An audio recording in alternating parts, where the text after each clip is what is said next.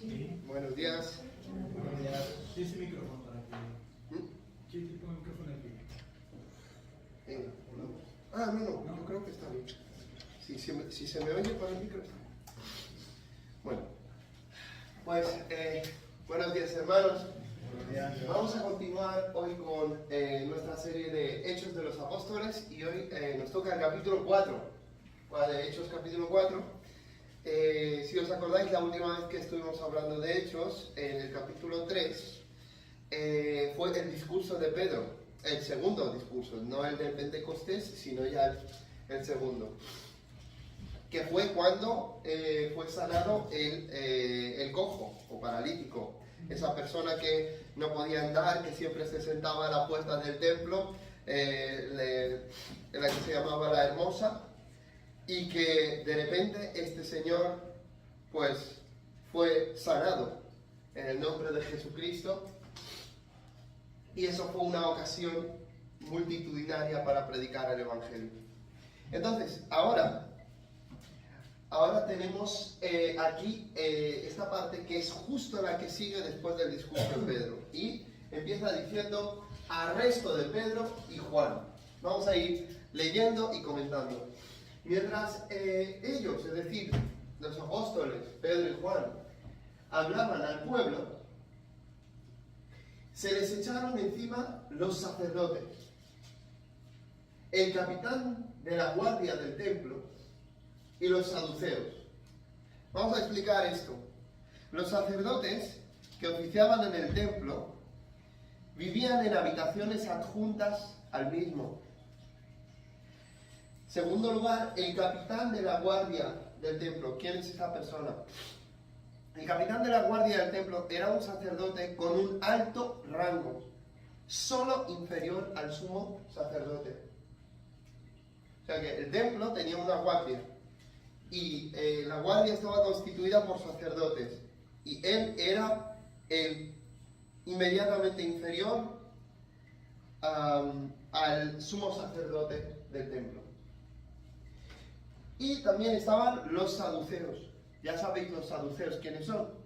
Grupo aristocrático y poderoso que pertenecía a una de las sectas judías, sectas en el sentido de partidos o facciones. Negaban la existencia de ángeles y espíritus, como leemos en 23:8, y aceptaban solo el Pentateuco, es decir, de todo el Tanaj o Antiguo Testamento, solo aceptaban los primeros 5 libros como palabra autoritativa para ellos. En tiempos de Jesús estaban encargados del cuidado del templo, y el sumo sacerdote siempre era un saduceo. Una cosa que uno aprende es que en los siglos anteriores a la llegada de Jesús hubo un cambio, de manera que el sacerdocio, el sumo sacerdocio, sabéis que por la Biblia tenía que ser un descendiente de Aarón. Bueno, de Aarón y de su familia. O sea, tenía que ser levita, pero dentro de que tenía que ser levita, tenía que ser de Aarón.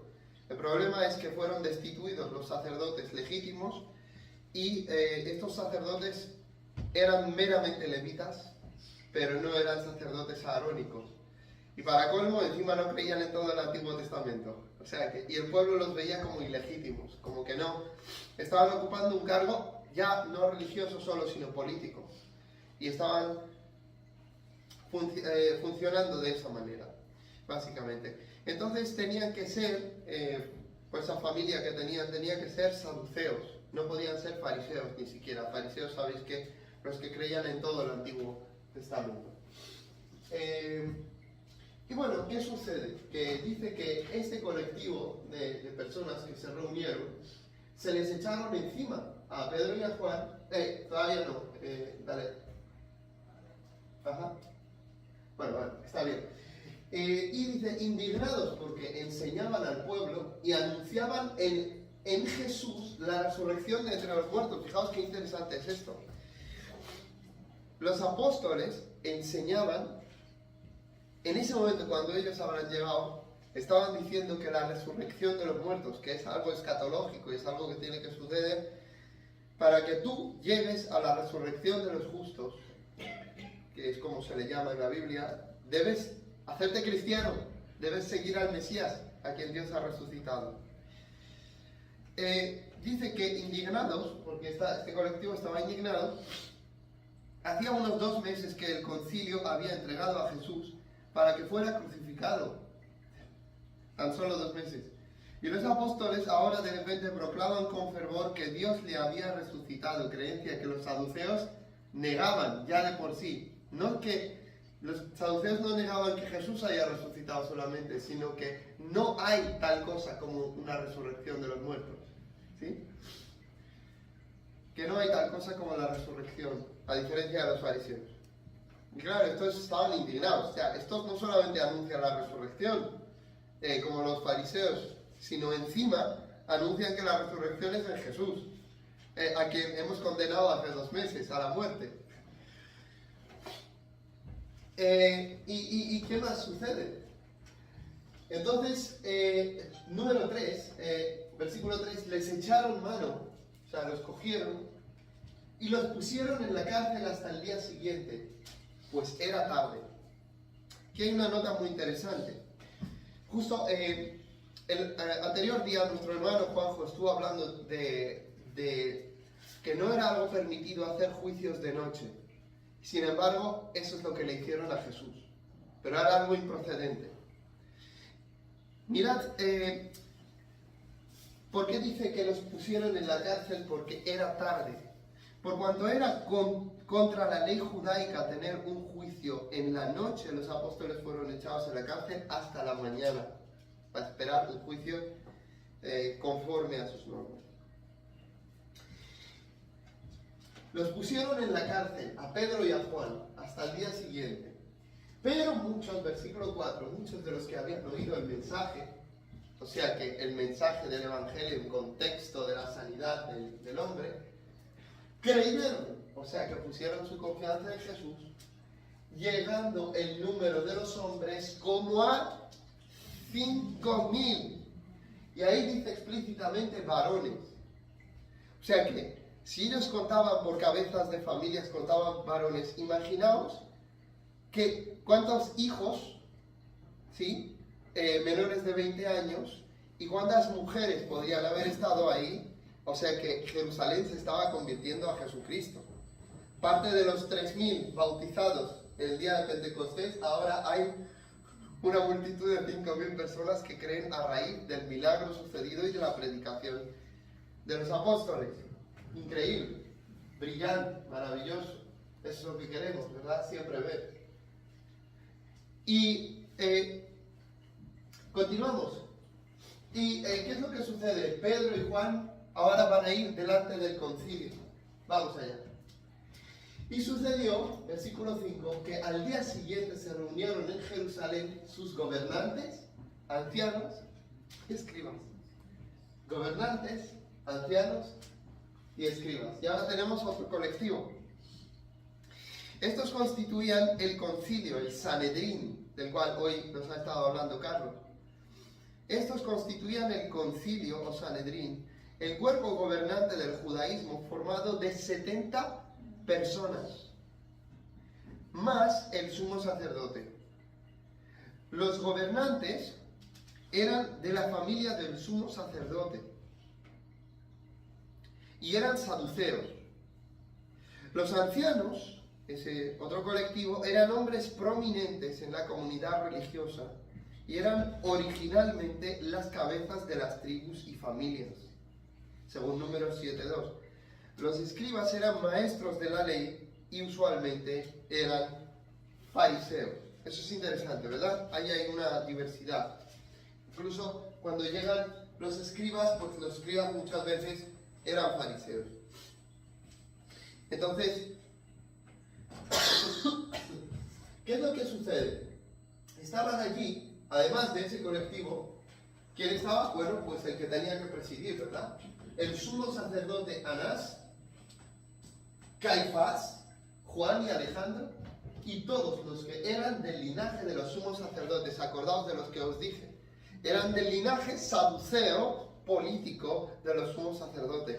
No eran de la descendencia de Aarón, que sería lo más correcto y legítimo bíblicamente. Entonces, Continuamos. Pues, se ha reunido una gran compañía para juzgar o escuchar a Pedro y a Juan. Y habiendo puesto en medio de ellos, les interrogaban: ¿con qué poder o en qué nombre habéis hecho esto? Es decir, la sanidad de ese cojo. Dice que puesto en medio de ellos, es porque el concilio Sanedrín se reunía en forma de semicírculo y el acusado era puesto en medio. En Hechos, esta es la primera de 4 veces que los discípulos de Jesús comparecen ante el Sanedrín. Las siguientes son 5:27, 6:12 y 22:30. Más cosas. Dice: entonces Pedro, lleno del Espíritu Santo. Qué buena es esa expresión, ¿verdad? Lleno del... No solo, no porque dijo, tengo que inventarme algo. Pedro, lleno del Espíritu Santo, en el poder de Dios, les dijo: gobernantes y ancianos del pueblo. ¿Qué más? Gobernantes y ancianos del pueblo. Si se nos está interrogando hoy por causa del beneficio hecho a un hombre enfermo, ¿de qué manera éste ha sido sanado? Sabed todos vosotros y todo el pueblo de Israel que en el nombre de Jesucristo el Nazareno, a quien vosotros crucificasteis y a quien Dios resucitó de entre los muertos, por él, este hombre se halla aquí, sano delante de vosotros. El hombre estaba ahí con ellos, imaginaos. ¡Qué fuerte! Vosotros hace 2 meses condenasteis a Jesús el Nazareno. Bueno, pues él está vivo aquí, sano delante de todos vosotros, un milagro reconocido, gracias a él. A quien Dios resucitó de los muertos. O sea que, ¿qué pasó? Ellos habían dictado sentencia: él es un blasfemo, él es culpable. Y Dios ha revertido esa sentencia, ha dicho: no, él no es blasfemo y no es culpable. Lo resucita para dar a entender que él es el justo, a través de quien serían salvos todos aquellos que crean en él. Y como señal de que es todo así, Dios hace milagros. ¿Y qué es lo que hizo? Levantó a este hombre que de toda la vida no podía caminar. Dice: este hombre se halla aquí sano delante de vosotros. ¡Qué maravilla! Este Jesús, fijaos aquí, en este versículo 11, este Jesús es la piedra desechada por vosotros los constructores, pero que ha venido a ser piedra angular. Fijaos lo que pone ahí en versalita. ¿Por qué aparece en versalita? Porque la Biblia de las Américas, la que yo utilizo aquí para predicar este libro, pone en versalita, esa especie de mayúsculas pequeñitas, pone las palabras que son sacadas del Antiguo Testamento. O sea que él ahora mismo está citando el Salmo 18, versículo 22. Este Jesús es la piedra desechada por vosotros, los constructores, pues que ha venido a ser la piedra angular. Vamos a explicar esto un poquito. Dale atrás, no es necesario ahora. Ya. En Salmo 118, 22, el rechazado, no digo Jesús, sino en el Salmo mismo, el rechazado, ¿qué le pasa? Se convierte en el elemento clave de la obra de Dios. Si leemos el Salmo, el rechazado se convierte en el elemento clave de la obra de Dios. Ese pasaje, que no era una profecía mesiánica en el sentido de que haya sido reconocida como tal, no obstante, hablaba del sufrimiento o de ese rechazo de esa persona que podía ser rey o podía ser Israel, que era una figura de alguien justo. Y cuando los apóstoles ven lo que pasó con Jesús, dicen: es que esto se le aplica totalmente a él. Claro, es una profecía mesiánica en un sentido menos directo, ¿sí? porque es de aplicación al justo y es cuanto más de aplicación al Rey de todos, al Rey de los justos. Jesús, para los apóstoles, es el rechazado por los líderes religiosos, especialmente los constructores, los responsables de edificar la vida religiosa del pueblo. Su crucifixión es el rechazo extremo. O sea, no solo fue rechazado de manera extrema. Una vergüenza pública según normas judías y romanas. Pero su resurrección es la exaltación divina. Exactamente el tipo de vindicación que expresa el Salmo 118. En el mundo antiguo, la piedra angular era la piedra clave de una construcción, la base de la estabilidad del edificio y símbolo de lo fundamental y lo indispensable. O sea que esa piedra, ese justo, Jesús, rechazado, se convierte en lo fundamental, lo indispensable, la base y la estabilidad del edificio, la piedra clave de la construcción. Es como querer ser pueblo de Dios sin Dios. Qué paradoja, ¿verdad?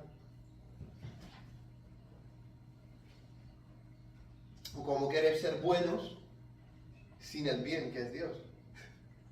Qué paradoja. Rechazar al Mesías esperado por siglos y pensar que eres pueblo de Dios, que estás en lo correcto a pesar de ello. Entonces, esta profecía, este salmo que describe a esa persona desechada por los constructores, pero que ha venido a ser la piedra angular, tiene un cumplimiento de lo que se le llama un sensus plenio, ¿sí? Un sentido lo más completo posible, ¿sí? El verdadero sentido de ese pasaje se cumple perfectamente en el Dios hombre Jesucristo, quien fue rechazado por nosotros. ¿Seguimos? Y en ningún otro, versículo 12, versículo muy famoso que todos se pueden saber de memoria, y en ningún otro hay salvación, porque no hay otro nombre bajo el cielo dado a los hombres en el cual podamos ser salvos. Es interesante que la palabra salvos y sanos es la misma palabra en griego, sotería, y lo cual significa una redención integral. Entonces en ningún otro hay redención verdadera, redención integral. Los líderes habían rechazado al único Salvador, versículo 11, y ahora trataban de impedir encima la proclamación del mensaje de redención que solo puede obtenerse en Cristo. ¿Por qué? Porque dice 1 Timoteo 2:5, hay un solo Dios y un solo mediador entre Dios y los hombres, Jesucristo hombre.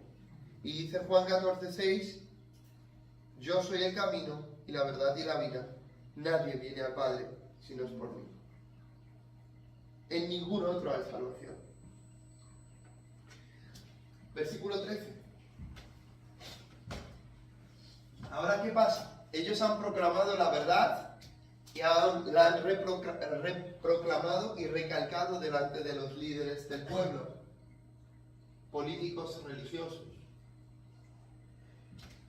Y ahora son amenazados. Vaya sorpresa, ¿no? Lo mismo que pasa cuando quieren callarte la boca para que no proclames la verdad, y cuando no pueden hacer nada más, en lugar de rebatirte, te amenazan. Al ver la confianza de Pedro y de Juan, primero el denuedo. Acordaos, el denuedo viene por el poder del Espíritu Santo en la vida de una persona. ¿Os acordáis que Pedro era lleno del Espíritu Santo? Lo leímos ahora. Y él hablaba con una confianza que venía del cielo. Al ver la confianza de Pedro y de Juan, y encima, ¿no? Y dándose cuenta de que eran hombres sin letras y sin preparación, se maravillaban y reconocían que ellos habían estado con Jesús.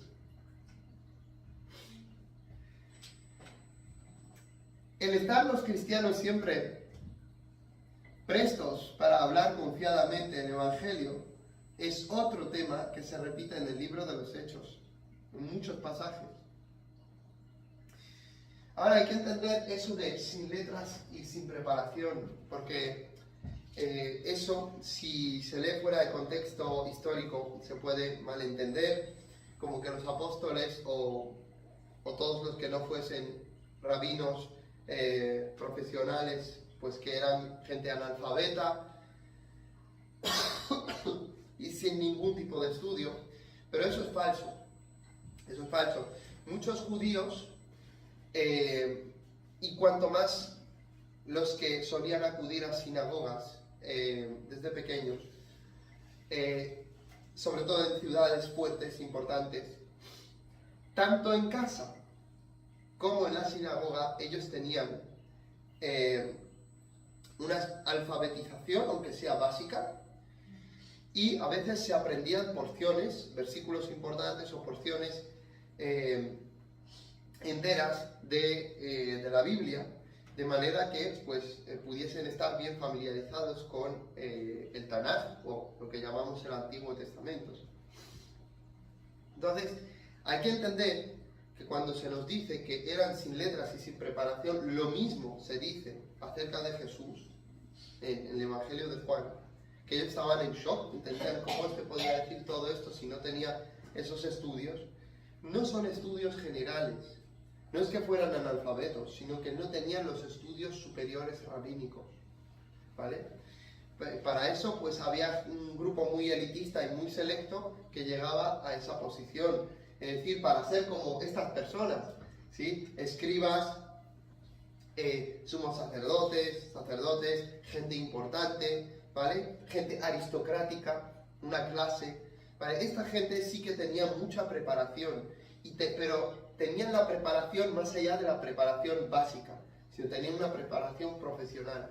O sea que eso de que no sabían ni leer ni escribir es muy dudoso, ¿vale? Sobre todo por lo que después vemos, ¿no?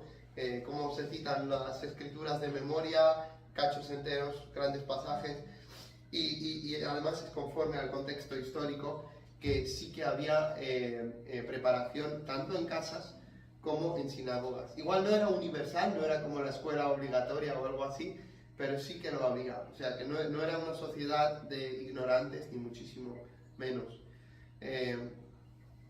Entonces hay que entender que cuando ellos les acusan más bien se dan cuenta de que son hombres sin letras y sin preparación, es porque la educación en el judaísmo estaba a cargo de los rabinos, y normalmente para ser reconocido como rabino o como líder, toda persona debía haber recibido la enseñanza bajo un rabino.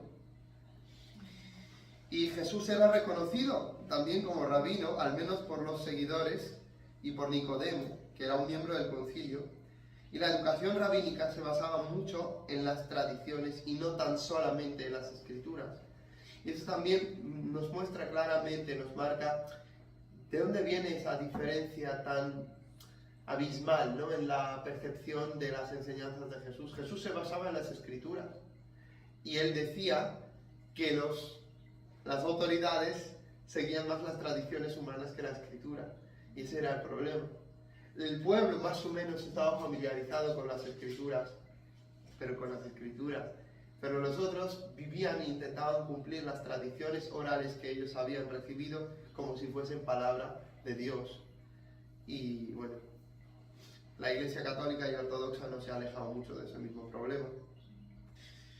Y bueno, es la superposición de la voz de la tradición, o de la mal llamada tradición muchas veces, por encima de las escrituras.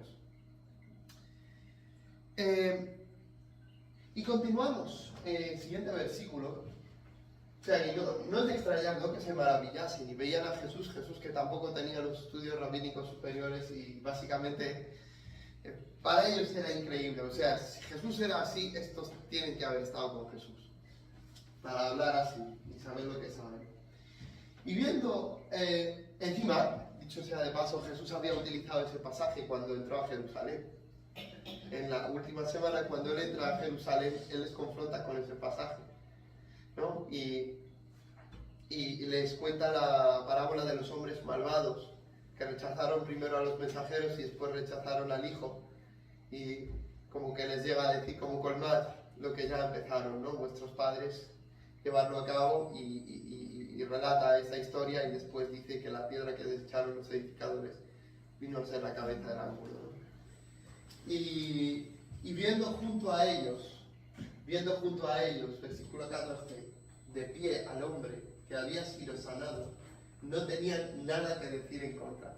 Es que el testimonio ya hablaba de por sí. Es que tenían al hombre ahí sanado, y eso es muy fuerte. Reconocían, entonces, viendo al hombre, no tenían nada que decir en contra. No tenían nada que decir en contra. O sea, por eso las amenazas. Cuando ya no hay argumentos, no hay contraargumentos, no puedes hacer nada con la evidencia, lo único que te queda es cancelar a la persona, como hoy harían, que eres un xenófobo, eres un racista, eres un tal, toda la típica cancelación de hoy. Y si no pueden, pues amenazar.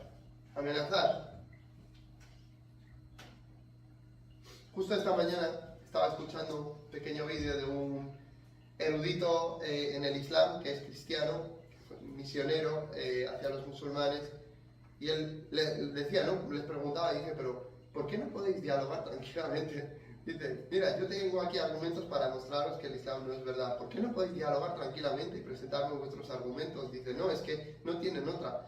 Es que amenazan. Cuando no pueden hacer nada, amenazan. La misma estrategia es la religión y la política en contra de la luz. Pero habiéndoles ordenado salir, versículo 15, salir fuera del concilio, deliberaban entre sí. Imaginaos, estaban ahí, ¡guau! ¿Qué haremos? Versículo 16, siguiente. ¿Qué haremos con estos hombres? Porque el hecho de que este milagro notable haya sido realizado por medio de ellos es evidente a todos los que viven en Jerusalén y no podemos negarlo. ¿Qué vamos a hacer? 5.000 personas están creyendo en Jesús por estas personas y por este milagro. ¿Qué vamos a hacer? No podemos negarlo. Siguiente. Mas a fin de que no se divulgue más entre el pueblo, amenacémoslos para que no hablen más a hombre alguno en este nombre. Fijaos. Los líderes no querían ni mencionar el nombre de Jesús. ¿Sabéis que es muy paradójico el tema del nombre de Jesús? Porque el nombre de Jesús no es como cualquier nombre. Es un nombre que existía antes. Bueno, por ejemplo, Josué en realidad es Jesús, ¿vale? El libro de Josué. Había muchos Jesuses en el Antiguo Testamento. Pero lo que pasa es que Jesús significa Salvador, o Dios salva. Entonces, es como decir que está rechazando a Salvador, al Salvador.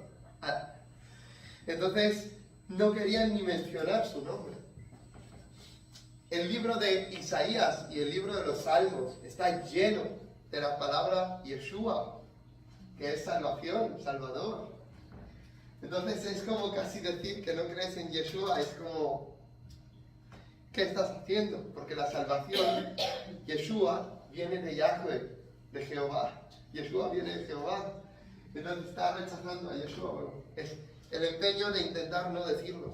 Incluso después, a lo largo de los siglos, en lugar de llamar a Jesús, que Jesús es la versión griega que sería Jesús, en griego, pero en hebreo sería Yeshua y en arameo, es curioso que los rabinos y el judaísmo rabínico incluso hoy en día procuran nunca llamarlo Yeshua, aun como personaje histórico.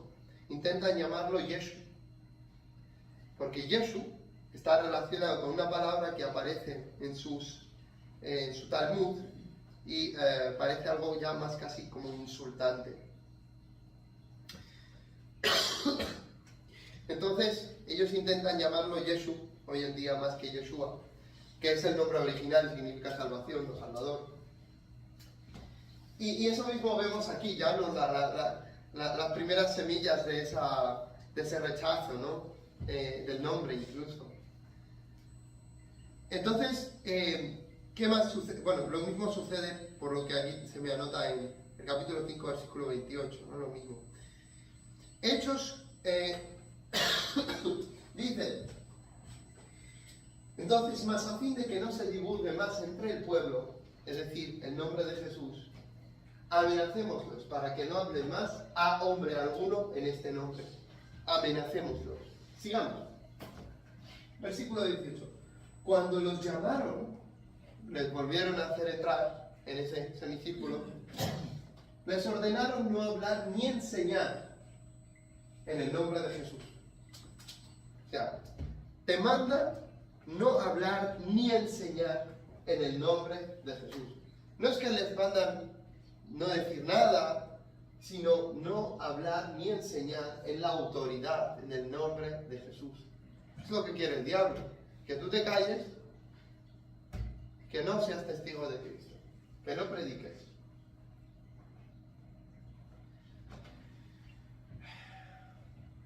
¿Y cuál es la reacción? Vamos a ver. Más respondiendo Pedro y Juan les dijeron, vosotros mismos juzgad si es justo delante de Dios obedecer a vosotros antes que a Dios. ¡Qué fuerte!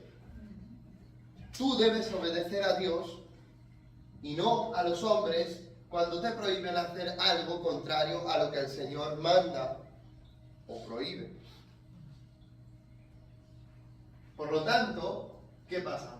Porque nosotros, versículo 20, no podemos dejar de decir lo que hemos visto y oído.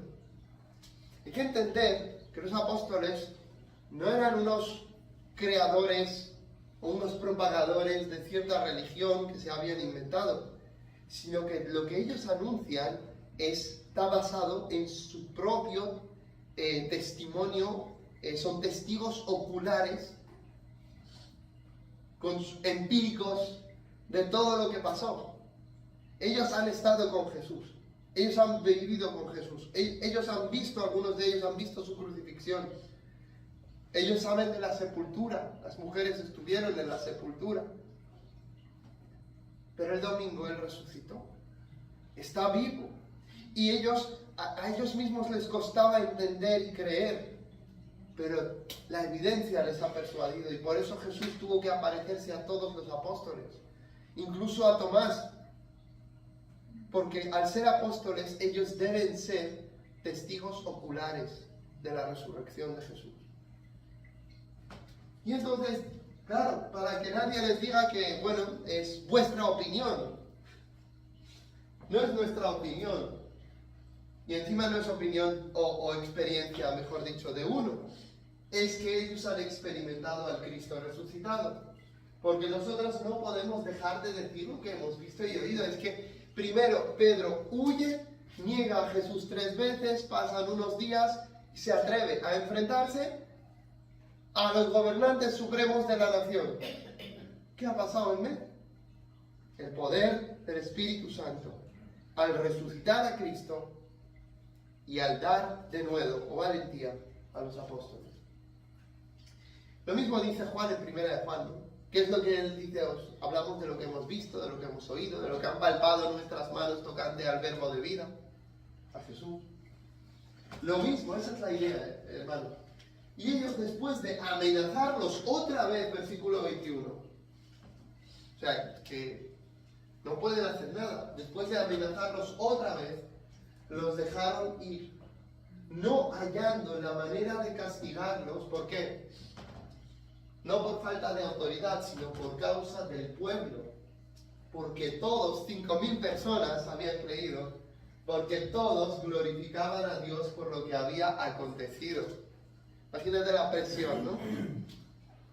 Fuera de esa sala, todo el mundo estaba gritando y dándole gloria a Dios. Se han hecho seguidores de Jesús y reconocen que este hombre realmente ha sido sanado, porque llevaba ahí mendigando 40 años, más de 40 años. Imaginaos. Porque el hombre, versículo 22, en quien se había realizado este milagro de sanidad, tenía más de 40 años. Los comentaristas destacan que mencionar lo de más de 40 años resalta lo imposible, humanamente, del milagro. Era una discapacidad crónica, permanente e incurable. Cuanto más larga la condición, mayor el impacto, legitimidad pública y dificultad para negar la obra de Dios. Seguimos. Y ahora llega la oración de la iglesia. Y ahí podemos aprender también, ¿verdad? Cuando quedaron en libertad, Pedro y Juan fueron a los suyos y les contaron todo lo que los principales sacerdotes y los ancianos les habían dicho. Siguiente. Al oír ellos esto, unánimes, alzaron la voz a Dios y dijeron: oh soberano, en otra traducción, oh dueño, oh Señor, tú eres el que, cita, hiciste el cielo y la tierra, el mar y todo lo que en ellos hay. ¿De dónde sacan eso? Del Antiguo Testamento. Concretamente, podría ser, por ejemplo, una referencia a Éxodo 20:11, los 10 mandamientos, cuando se dice acerca del día de reposo, porque Dios creó el cielo, la tierra, el mar y todo lo que en ellos hay en 6 días. Y dice que al oír ellos unánimes alzaron la voz a Dios, imaginaos, ¿no? Qué contentos estaban, ¿no? Y dijeron: oh Señor, tú eres el que hiciste el cielo, la tierra, el mar y todo lo que en ellos hay, o sea que eres soberano sobre todas las cosas. El que por el Espíritu Santo, por boca de nuestro padre David, tu siervo, dijiste. O sea que a través de su ancestro, como nación David, por el Espíritu Santo, Dios habló y dijo lo que aparece en el Salmo número 2. Vamos a ver qué dice el Salmo número 2, otra cita, Salmo 2. ¿Por qué se enfurecieron los gentiles o las naciones, que es lo mismo? Y los pueblos tramaron cosas vanas. Se presentaron los reyes de la tierra y los gobernantes se juntaron a una contra el Señor, contra Yahweh y contra su Mashiach, su ungido, su Cristo. Entonces, se juntan en contra de Dios y en contra de su ungido. Es muy interesante que ese salmo sí es un salmo mesiánico. Como sabéis que en ese salmo los apóstoles lo citan en varias ocasiones, y en ese salmo se utilizaba en el tiempo de la coronación de los reyes, se leía con esa expectativa y con esa esperanza de que ese rey davídico, de la estirpe de David, llegase a ser aquel de quien Dios le dijo a David que se sentaría en el trono y gobernaría para siempre. Bueno, pero esos reyes no llegaban. Sí se les bendecía con el Salmo 2, esperando que fuesen, pero no llegaban. Llegó después del exilio. Después del exilio. Después de Juan el Bautista, llegó el verdadero rey, que es inmortal, porque Dios lo ha resucitado para no morir nunca más. Entonces, ¿por qué se enfurecen los gentiles y los pueblos traman cosas vanas? Se presentaron los reyes de la tierra y los gobernantes se juntaron a una contra el Señor y contra su Cristo. O sea, ellos en oración citan eso. ¿Qué más? Porque en verdad, en esta ciudad se unieron tanto Herodes como Poncio Pilato, lo que hoy nos hablaba Carlos, ¿verdad? Tanto Herodes como Poncio Pilato, juntamente con los gentiles, es decir, los romanos, y los pueblos de Israel, se refiere a las tribus seguramente, contra tu santo siervo Jesús, a quien tú ungiste. Acordaos Esa profecía era de la unción, ¿no? Que iba a ungirse un rey pues, cuyo gobierno sería para siempre. Y de hecho dice algo muy interesante al final del Salmo, dice, besad al Hijo. Dice, besad al Hijo. Dice, no sea que se enfurezca y perezcáis en el camino. Bienaventurados son todos los que confíen en Él. Entonces, eso es muy interesante. Jesús es el ungido y es el siervo de Yahvé. ¿Os acordáis? Lo dije la otra vez. El término siervo no es que sea alguien inferior, sino el término siervo es usado en Isaías 53 y se refiere al siervo de Yahvé, quien redimiría a Israel y por extensión a todos los demás, porque otro pasaje que habla del siervo dice que no me es suficiente solo salvar a Jacob y a sus tribus, sino que pues la luz se tiene que extender hasta los gentiles y hasta lo último de la tierra. Es muy interesante. Entonces ese siervo no es cualquier persona, ya os lo conté el otro día, no quiero repetirme, pero los términos que se utilizan en Isaías 52, 13 en adelante, cuando habla de él, son los mismos que se utilizan aplicados a Adonai, a Yahvé, al santo, santo, santo de Isaías capítulo 6 del mismo libro. Son los mismos términos que se utilizan tanto para Dios como para el siervo.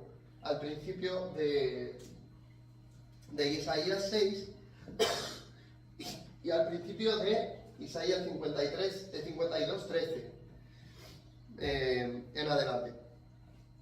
Entonces, más cosas. Entonces, y los pueblos de Israel. Entonces, aquí se nos habla de Herodes. Este no es Herodes el Grande, el que intentó perseguir a Jesús de niño, ¿eh? Este es Herodes Antipas. Hubo varios Herodes. Herodes Antipas, nombrado tetrarca de Galilea y Perea, eran provincias o zonas, del 4 antes de Cristo al 39 después de Cristo. O sea, estamos en ese rango de fechas, entre 4 antes de Cristo y 39 después de Cristo. Era el rey sucesor de Herodes el Grande, era su hijo. Uno de los hijos, uno de los pocos que dejó Herodes vivos, porque se cargaba a todos los que podrían ser reyes en su lugar. Herodes Antipas fue el que se burló de Jesús y le dijo, hazte un milagrito aquí, ¿verdad? ¿Os acordáis en los evangelios? Bueno, pues, Herodes Antipas, nombrado tetrarca de Galilea y Perea por Augusto César. Entonces, aquí cuando habla de Herodes, es ese Herodes, no es el otro. Y entonces dice el versículo 28, dice, para hacer cuanto tu mano y tu propósito habían predestinado que sucediera. Claro que sí. El plan de Dios de salvar a la humanidad a través de la muerte del Cordero de Dios que quita el pecado del mundo, el cual, dice el Apocalipsis, fue inmolado desde antes de la fundación del mundo. En el decreto, la decisión de Dios, era algo predestinado que tendría que suceder en la tierra. Sí, libremente.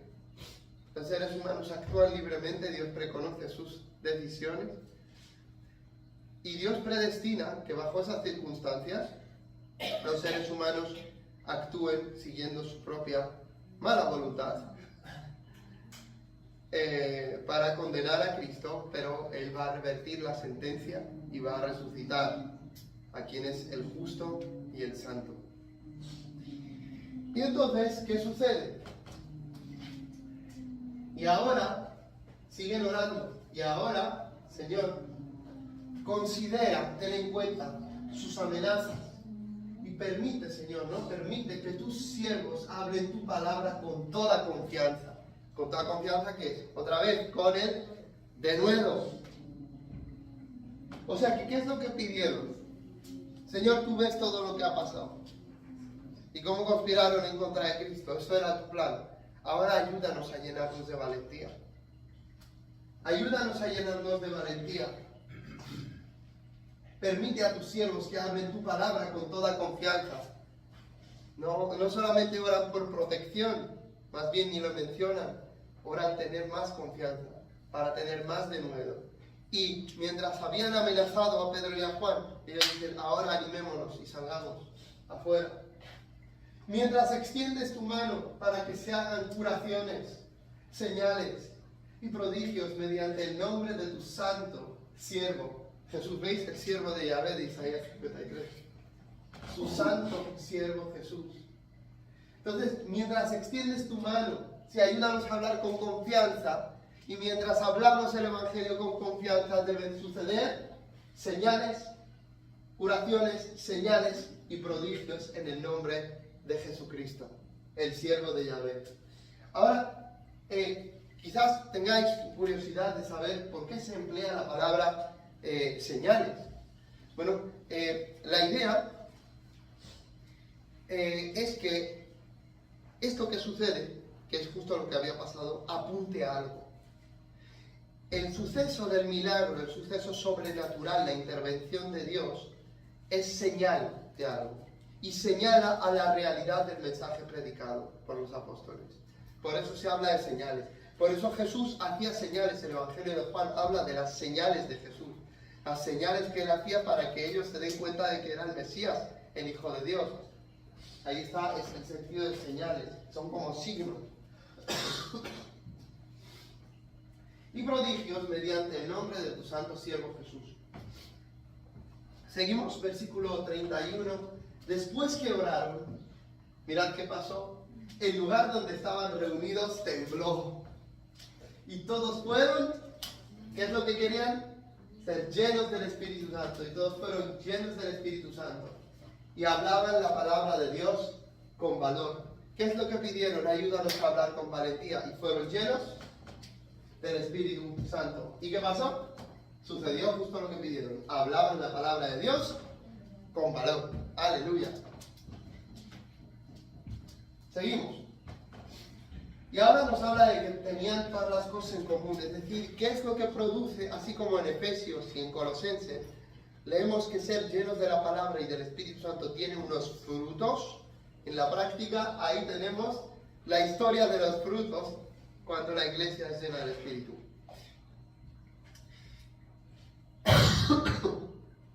Mirad, la congregación de los que creyeron era de un corazón y un alma. Y ninguno decía ser suyo lo que poseía, sino que todas las cosas eran de propiedad común. Increíble la decisión que tomaron en ese momento de apoyarse mutuamente de manera tan extrema en medio de la dificultad. Todas las cosas eran de propiedad común. Los cristianos estaban unidos tanto en lo espiritual como en lo material. Ya lo también, bueno, se anticipaba en 2.44, en Hechos 2.44. Siguiente versículo. Con gran poder los apóstoles daban testimonio, ¿vale? O sea, mientras ellos tenían todo en común, los apóstoles que hacían con gran poder, los apóstoles daban testimonio de la resurrección del Señor Jesús. Y abundante gracia había sobre todos ellos. ¿Qué es gracia? Favor inmerecido. Bondad inmerecida. Había gracia, había algo sobrenatural, estaba el poder de Dios haciendo que ellos pudieran hacer todo eso con gracia, con su sustento, con su soporte, con su apoyo. Entonces, con gran poder daba testimonio de la resurrección del Señor Jesús y abundante gracia había sobre todos ellos. Sigamos. Versículo 34. Dice, no había pues ningún necesitado entre ellos, porque todos los que poseían tierras o cosas las vendían, traían el precio de lo vendido. ¡Qué increíble! Y lo depositaban, versículo 35, a los pies de los apóstoles, y se distribuía a cada uno según la necesidad. ¡Qué hermoso!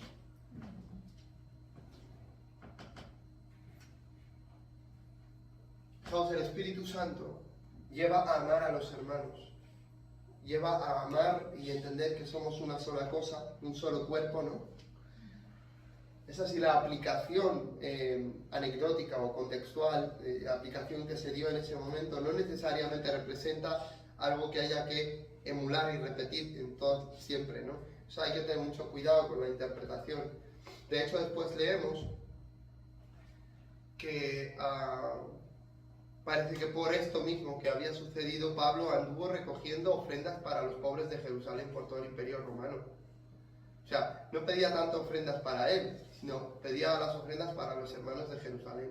Entonces, bueno, hay una cosa que el Espíritu te impulsa a hacer y otra cosa es como tú luego lo gestionas, lo interpretas, y sea de una manera o de otra, hay que saber que hay principios que son eternos y permanentes en la interpretación bíblica, que es pues lo de compartir, lo de amarse, lo de ser como un solo alma, un solo cuidarse, ayudarse, y otra cosa es el caso, lo que se podría decir caso anecdótico de lo que sucedió en ese momento.